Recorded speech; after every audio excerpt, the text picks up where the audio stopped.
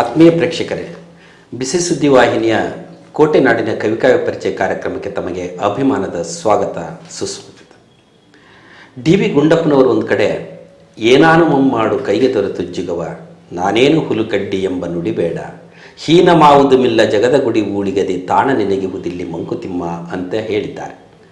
ಹಾಗೆಯೇ ವಿವಿಧ ಕಸುಬುಗಳನ್ನು ಮಾಡುತ್ತಾ ವೃತ್ತಿ ಮತ್ತು ಪ್ರವೃತ್ತಿಗಳ ಸಂಗಮವಾಗಿ ವ್ಯಕ್ತಿತ್ವವನ್ನು ರೂಪಿಸಿಕೊಂಡಂಥ ಹಲವರನ್ನು ನೋಡಿದ್ದೇವೆ.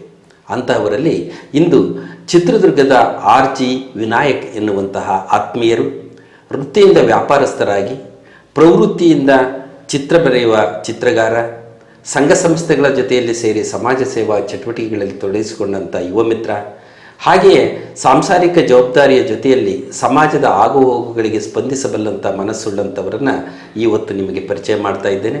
ಅವರನ್ನು ಈ ಕಾರ್ಯಕ್ರಮಕ್ಕೆ ಬರಮಾಡಿಕೊಳ್ಳೋಣ. ಸರ್, ತಮಗೆ ಅಭಿಮಾನದ ಸ್ವಾಗತ. ನಮಸ್ಕಾರ ಸರ್.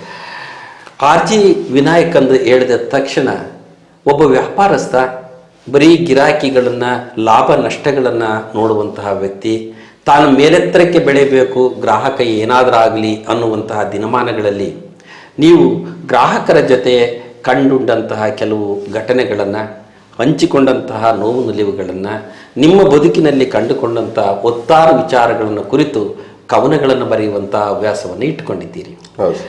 ಹಾಗಾದರೆ ನೀವು ಆರಂಭದಲ್ಲಿ ಬಾಲ್ಯದಲ್ಲಿದ್ದಾಗ ನೀವು ನಿಮ್ಮ ಬಾಲ್ಯವನ್ನು ಹೇಗೆ ಕಟ್ಟಿಕೊಂಡ್ರಿ?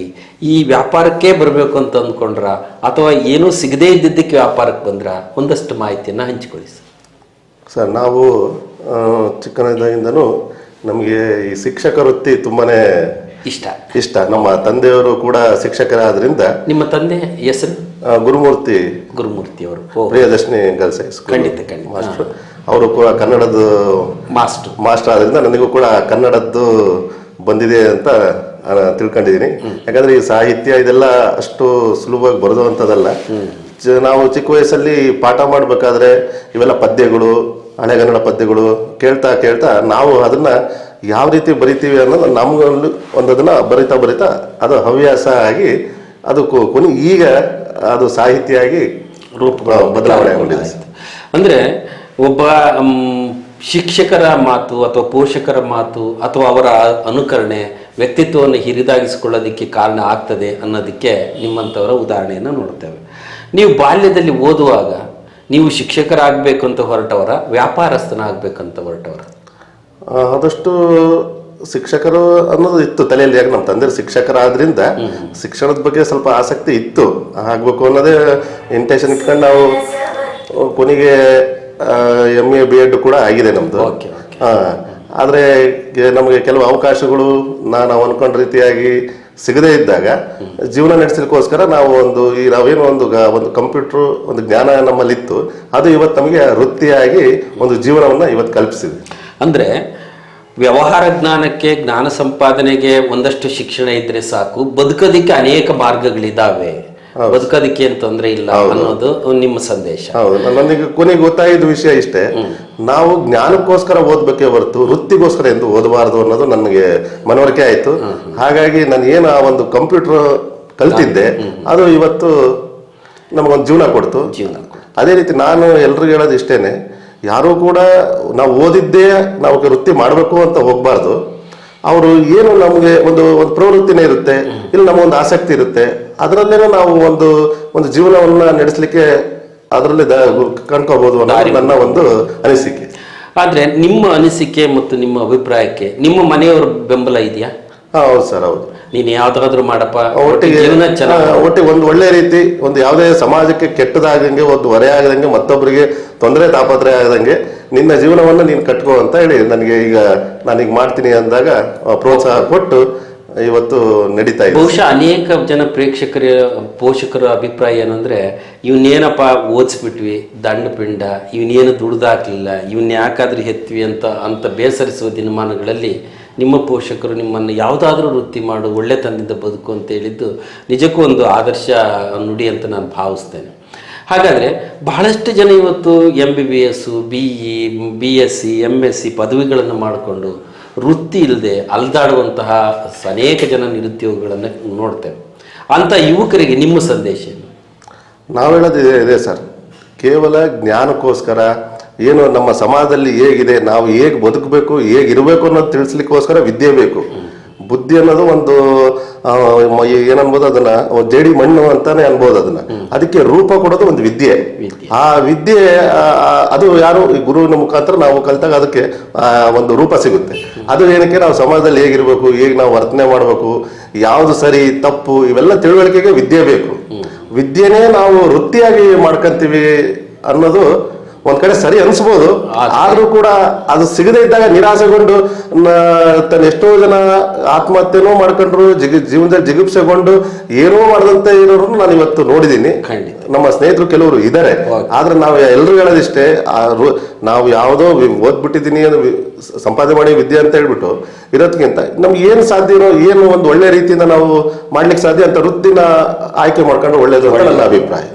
ಹಾಗಾದ್ರೆ ನೀವು ಈ ವ್ಯಾಪಾರದ ವೃತ್ತಿಯನ್ನು ಮಾಡ್ಕೊಳ್ತಾ ಜೊತೆಗೆ ಒಂದಷ್ಟು ಚಿತ್ರಕಲೆಗಳನ್ನು ಅಂದರೆ ಚಿತ್ರವನ್ನು ಬಿಡಿಸ್ತಕ್ಕಂಥ ಕಲಾವಿದರಾಗಿ ರೂಪುಗೊಂಡಿದ್ದೀರಿ. ಒಂದಷ್ಟು ನಿಮ್ಮ ಅನುಭವವನ್ನು ಸಾಹಿತ್ಯದ ರೂಪದಲ್ಲಿ ಕವನ ಕಟ್ಟೋದಕ್ಕೆ ರೆಡಿಯಾಗಿದ್ದೀರಿ. ಮತ್ತಷ್ಟು ಸಂಘ ಸಂಸ್ಥೆ ತೊಡಸ್ಕೊಂಡಿದ್ದೀರಿ. ನಿಮಗೆ ಈ ಥರದ ನಾನು ಒಂದಷ್ಟು ಸಂಘ ಸಂಸ್ಥೆ ಜೊತೆ ಸೇರಬೇಕು, ನಾನು ಸೇವೆ ಮಾಡಬೇಕು ಅಂತ ಮನಸ್ಸು ಬಂದದ್ದು ಯಾವಾಗ? ಬಹಳ ವರ್ಷಗಳಿಂದ ನಾವು ಎಲ್ಲ ಸಾಮಾಜಿಕ ಚಟುವಟಿಕೆ ನೋಡ್ತಾ ಇದ್ದಾಗ ಇವೆಲ್ಲ ಸಂಘಗಳು, ಇವೆಲ್ಲ ವೇದಿಕೆಗಳು ಮಾಡ್ತಿದ್ದ ಕೆಲಸಗಳು ನೋಡಿ ನಾವು ಯಾಕೆ ಇದರಲ್ಲಿ ಸೇರ್ಕೊಂಡು ಈಗ ನಮ್ಮಲ್ಲಿರೋ ಒಂದು ಪ್ರತಿಭೆಯನ್ನ ಒಂದು ಅನಾವರಣಗೊಳಿಸಬಾರ್ದು ಅಂತ ಅನ್ನಿಸ್ದಾಗ ನನಗೆ ಕೆಲವೊಂದು ವೇದಿಕೆಗಳು ಪರಿಚಯ ಆದವು. ಚುನ್ಬಾದ್ರೆ ಸಾಹಿತ್ಯ ವೇದಿಕೆ ಆಗಿರ್ಬೋದು, ಆಮೇಲೆ ಕನ್ನಡ ಕಲಾ ಸಂಸ್ಥೆ ಅಂತ ರವೀಶ್ ಅವ್ರದ್ದಿದೆ, ಅದು ಒಂದು ಹೀಗೆ ಕೆಲವೊಂದೆಲ್ಲ ವೇದಿಕೆಗಳು ನನಗೆ ಸಿಕ್ಕು ಒಂದು ಅವಕಾಶವನ್ನು ಮಾಡಿಕೊಟ್ಟು.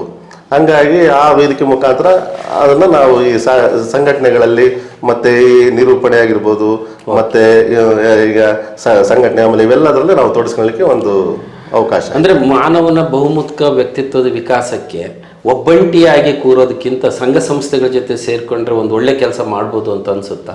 ಹೌದು ಸರ್, ಮಾಡ್ಬೋದು. ನಾವು ಯಾವ ರೀತಿ ಆಯ್ಕೆ ಮಾಡ್ಕೊಂತೀವಿ ಅನ್ನೋದು ಒಂದು ಅದವರದ್ದು ಇದು ಇರುತ್ತೆ. ಏನಪ್ಪಾ ಅಂದ್ರೆ ಫಸ್ಟ್ ನಾವು ಈಗ ನಾವು ಸಾಹಿತ್ಯ ಅಂದಾಗ ನಾವು ಆ ಒಂದು ಇದರಲ್ಲೇ ನಾವು ನೋಡ್ತೀವಿ. ಆಮೇಲೆ ಮತ್ತೆ ನೆಕ್ಸ್ಟ್ ಇನ್ನೂ ಸ್ವಲ್ಪ ಮುಂದೆ ಬರಬೇಕು, ಇನ್ನೂ ಏನಾದರೂ ಮಾಡಬೇಕು ಅನ್ನೋದು ಮನಸ್ಸಲ್ಲಿದ್ದಾಗ ಈಗ ನಾವು ಕೆಲವೊಂದು ಟಾರ್ಗೆಟ್ 10,000 ಅಂತ ಹೇಳ್ಬಿಟ್ಟು ನಮ್ಮ ಸಿದ್ದರಾಜು ಅವರು ಇದ್ದಾರೆ, ಅವ್ರ ಜೊತೆಗೂಡಿ ಸುಮಾರು ನಾವು ಒಂದು 100-200 ಜಾಸ್ತಿನೇ ಆಗಿದಾವೆ ನಮ್ಮ ಏರಿಯಾಗಳು. ಮತ್ತೆ ಬೇರೆ ಬೇರೆ ಕಡೆ ಬೇರೆ ಬೇರೆ ಪ್ರದೇಶಗಳು, ಇಲ್ಲಿ DC ಸರ್ಕಲ್ ಇಲ್ಲೆಲ್ಲ ಕೂಡ ನಾವು ಕೂಡ ಭಾಗವಹಿಸ್ತಾ ಅದರಲ್ಲೂ ಕೂಡ ನಾವು ಒಂದು ಆತ್ಮತೃಪ್ತಿಯನ್ನ ಕಂಡ್ಕೊಂಡಿದ್ದೀವಿ.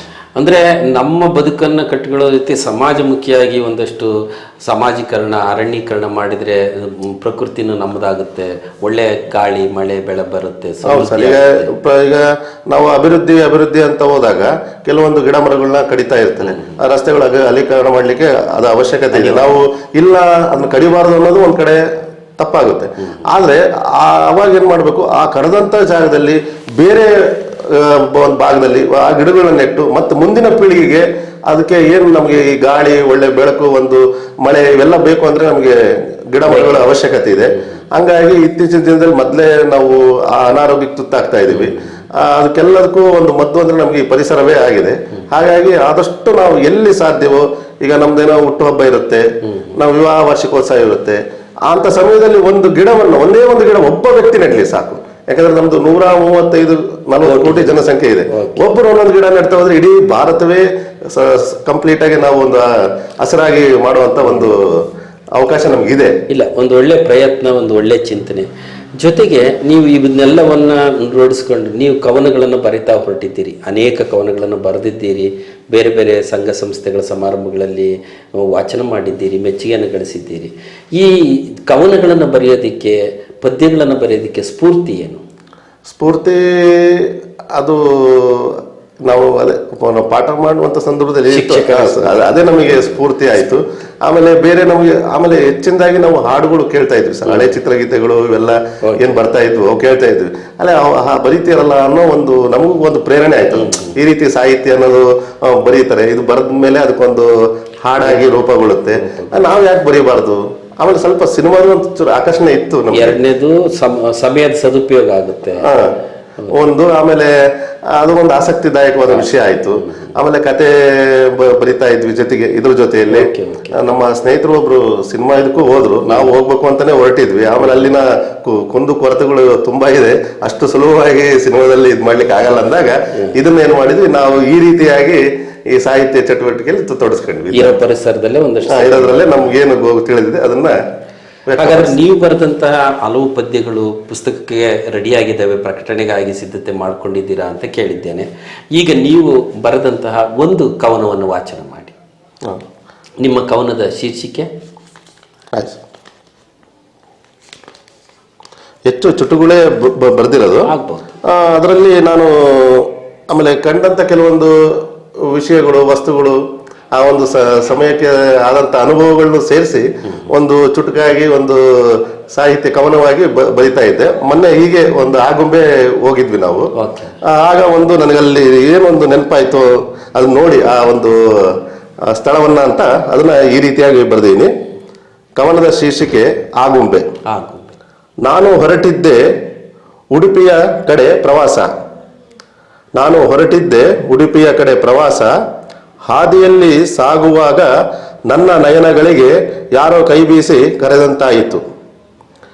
ನನ್ನ ನಯನಗಳಿಗೆ ಯಾರೋ ಕೈ ಬೀಸಿ ಕರೆದಂತಾಯಿತು ಎಂದು ತಿರುಗಿ ನೋಡಿದಾಗ ಮಲೆನಾಡಿನ ಸುಂದರ ಯುವತಿ. ಅವಳು ತುಂಬಾ ಎತ್ತರ, ಸಣಕಲು, ಏಳು ಇಳಿಜಾರುಗಳ ತುಂಬಿದ ದೇಹ, ಬಳುಕುವ ಬಳ್ಳಿಯ ಸೊಂಟ. ಎಷ್ಟೇ ದೂರ ಸಾಗಿದರೂ ಮತ್ತೆ ಮತ್ತೆ ಎದುರಾಗುವ ಅವಳ ಮೈಮಾಟ. ನಾನು ಆದೆ ಅವಳ ಕೈಗೊಂಬೆ. ಅವಳು ಕೈ ಬಿಟ್ಟರೆ ನಾನು ಪಾತಾಳದಲ್ಲಿ ಎಂದು ಅವಳ ಕೈ ಹಿಡಿದು ಸಾಗಿದಾಗ ಗೊತ್ತಾಯಿತು ಅವಳು ಯಾರೆಂದು. ಹಚ್ಚ ಹಸಿರಿನ ಸೀರೆ ಉಟ್ಟು ಸೊಬಗು ತುಂಬಿದ ಯುವತಿಯೇ ಆಗುಂಬೆ. ಮಲೆನಾಡ ಪರಿಸರವನ್ನ ಹೆಣ್ಣಿಗೆ ಹೋಲಿಸಿ ನಿಮ್ಮ ಪಯಣದ ಉದ್ದಕ್ಕೂ ಜೊತೆಗೆ ನಡ್ಕೊಂಡು ಹೋಗ್ತಾ ಇದ್ದೀನಿ, ನಾನು ಒಂದು ರಮಣೀಯವಾದ ಸ್ಥಳದಲ್ಲಿ ಅನ್ನುವಂಥ ಒಂದು ಪ್ರಕೃತಿ ಕುರಿತಾದಂಥ ಪ್ರೇಮದ ಗೀತೆ. ಇನ್ನೊಂದು ಕವಿತೆಯನ್ನು ವಾಚನ ಮಾಡಿ. ಇನ್ನೊಂದು, ನಾವು ಇತ್ತೀಚಿನ ದಿನದಲ್ಲಿ ನಾವು ಹೆಚ್ಚು ಈ ಆಂಟಿ ಅಂಕಲ್ ಅಂತ ಪದಗಳನ್ನ ಬಳಸ್ತೀವಿ. ಅದನ್ನ ಏನು ಆಂಟಿ ಅಂಕಲ್ ಅನ್ನೋ ಪದದ ಬಗ್ಗೆ ನಾನೊಂದು ಬರ್ದಿದ್ದೀನಿ. ಓಕೆ. ಆಂಟಿ ಅಂಕಲ್ ಭಾವನೆಗಳೇ ಇಲ್ಲದ ಕರೆಯೋಕೆ ಕೇಳೋಕೆ ಆನಂದವಾಗುವ ಆಂಗ್ಲ ಪದಗಳು ಅಷ್ಟೇ. ಆಂಟಿ ಅಂಕಲ್ ಭಾವನೆಗಳು ಇಲ್ಲದ ಕರೆಯೋಕೆ ಕೇಳೋಕೆ ಆನಂದವಾಗುವ ಆಂಗ್ಲ ಪದಗಳು ಅಷ್ಟೇ. ಅಣ್ಣ, ಅಕ್ಕ, ಚಿಕ್ಕಮ್ಮ, ಚಿಕ್ಕಪ್ಪ ಕರೆಯೋಕೆ ಕೇಳೋಕೆ ಭಾವನೆಗಳು ತುಂಬಿರುವ ಮನಸ್ಸಿಗೆ ಮುದ ನೀಡುವ ಕಸ್ತೂರಿ ಕನ್ನಡ ಪದಗಳು. ಅಣ್ಣ, ಅಕ್ಕ, ಚಿಕ್ಕಮ್ಮ, ಚಿಕ್ಕಪ್ಪ ಕರೆಯೋಕೆ ಕೇಳೋಕೆ ಭಾವನೆಗಳು ತುಂಬಿರುವ ಮನಸ್ಸಿಗೆ ಮುದ ನೀಡುವ ಕಸ್ತೂರಿ ಕನ್ನಡ ಪದಗಳು. ಯಾರ ಗುಲಾಮರು ನಾವಲ್ಲ, ವೀರ ಕನ್ನಡಿಗರು ನಾವು. ನಾವೇ ಮಾತೃಭಾಷೆ ಬಳಸದೆ ಹೋದರೆ ಅನ್ಯ ಭಾಷಿಕರು ಕನ್ನಡ ಭಾಷೆ ಬಳಸುವರೇ. ಅಂದ್ರೆ ಭಾಷೆ ಬಗ್ಗೆ ಪ್ರೇಮವನ್ನು ಮೂಡಿಸ್ಕೊಳ್ಬೇಕು, ಅನ್ಯ ಭಾಷೆಗಳ ವ್ಯಾಮೋಹಕ್ಕೆ ಒಳಗಾಗಬಾರದು, ಸಂಬಂಧಗಳನ್ನು ಗಟ್ಟಿಗೊಳಿಸ್ಕೊಳ್ಬೇಕು ಅನ್ನುವಂಥ ಆಶಯವನ್ನು ಹೊತ್ತು ಬರೆದಿದ್ದೀರಿ. ಬಹುಶಃ ನಿಮ್ಮ ಪ್ರಯತ್ನ ಒಂದು ಒಳ್ಳೆಯ ದಿಕ್ಕಿನಲ್ಲಿ ಸಾಗಲಿ, ನೀವು ಬರೆದ ಕವನಗಳು ಪುಸ್ತಕ ರೂಪದಲ್ಲಿ ಹೊರಬರಲಿ ಅಂತ ಆಶಿಸ್ತಾ, ಈ ಹೊತ್ತು ನಮ್ಮ ಕರೆಗೆ ಹೋಗೊಟ್ಟು ಇಲ್ಲಿಗೆ ಆಗಮಿಸಿದ್ದಕ್ಕಾಗಿ ಬಿಸಿ ಸುದ್ದಿವಾಹಿನಿ ಬಳಗದ ಪರವಾಗಿ ನಿಮಗೆ ಹೃದಯಪೂರ್ವಕ ವಂದನೆ, ಅಭಿನಂದನೆ. ಧನ್ಯವಾದಗಳು ಸರ್. ಆತ್ಮೀಯರೇ, ಮತ್ತೊಬ್ಬ ಕವಿ ಮಿತ್ರರೊಂದಿಗೆ ಮುಂದಿನ ವಾರ ಭೇಟಿ ಆಗ್ತೀನಿ. ಧನ್ಯವಾದ.